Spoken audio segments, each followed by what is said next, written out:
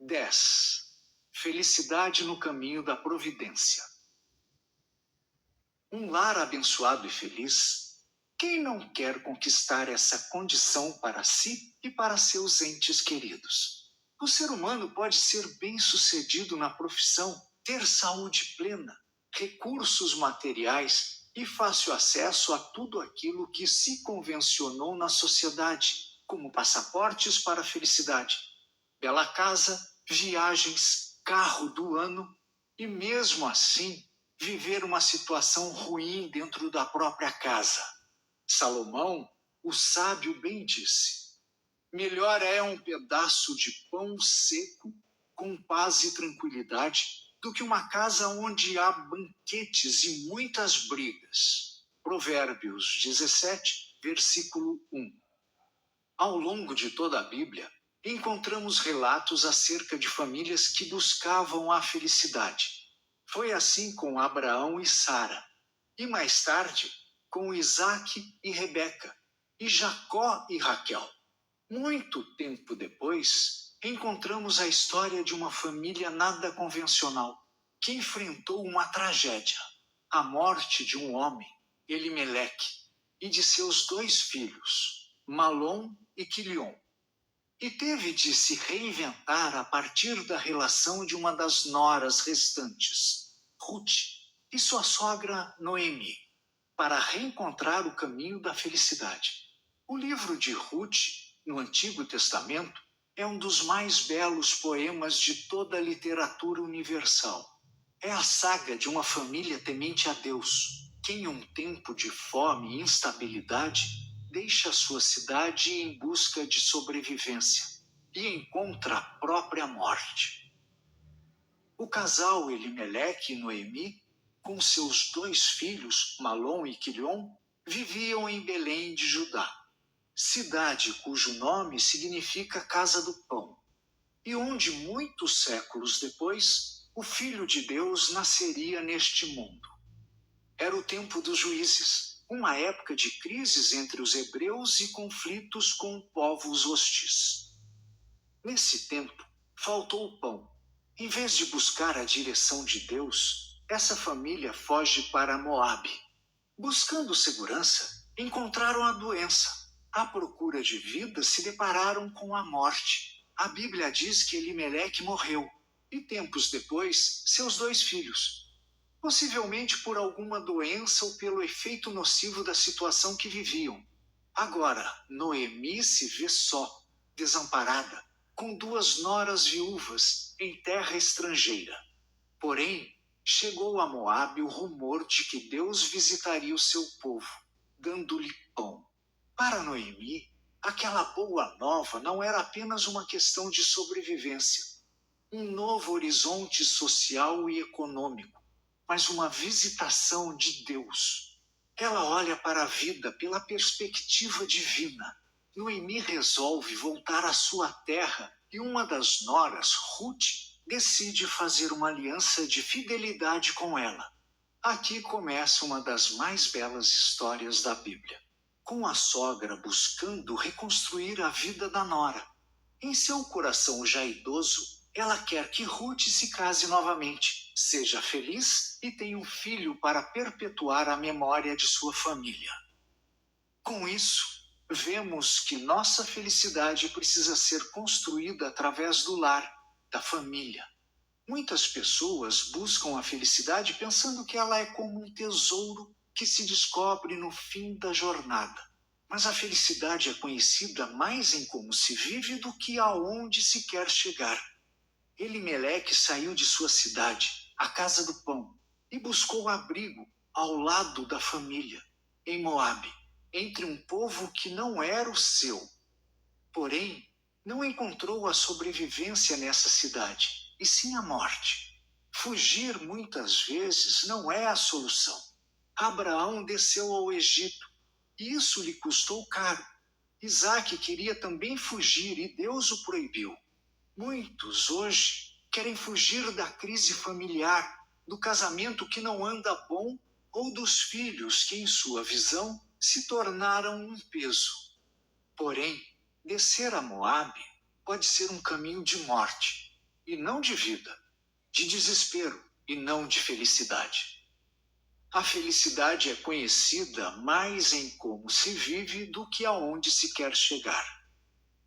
Muitos estão à procura de uma suposta felicidade que nada mais é do que manifestação do próprio egoísmo. Uma felicidade que custa o casamento e a vida dos filhos. Essa felicidade dura pouco e no fim tem um sabor amargo. Quantos de nós conhecemos homens que deram tudo de si para ganhar dinheiro, mas deixaram seu casamento esfriar e acabaram nos braços de um amante? Ou quantas mulheres, pressionadas pelo sucesso profissional, estudam e trabalham muitas horas por dia, relegando a companhia dos filhos a um segundo plano e deixando sua educação aos cuidados de terceiros. A Bíblia tem vários exemplos de gente que cometeu erros semelhantes. Ló, em busca de riquezas, foi para Sodoma e lá perdeu a família. Davi, para satisfazer um desejo sexual proibido com Batseba, afundou seus filhos em uma ciranda de desavenças, conspirações e mortes. Seu filho Salomão, por sua vez, procurou a realização em seus múltiplos casamentos, mas perdeu o próprio coração e sua fé genuína em Deus. Uma pena.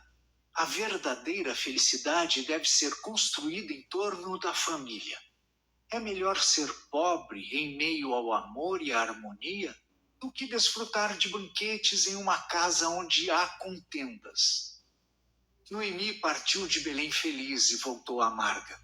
Em 10 anos, ela perdeu seus bens, seu marido, seus filhos e seus sonhos.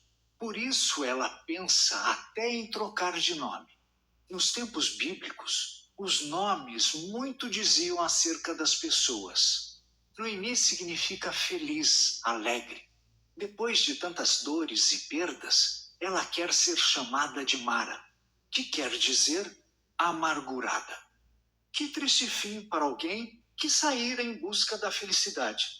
Os problemas da vida podem azedar a nossa alma, roubar os nossos sonhos e liquidar nossas esperanças.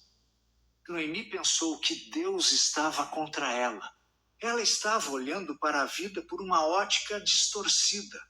Em dado momento, só conseguia ver o que considerava como castigo de Deus, e não a providência divina que a havia sustentado até ali. Noemi não só está triste consigo mesma, ela está frustrada com Deus. A nora Ruth, por sua vez, tinha tudo para desesperar-se na vida.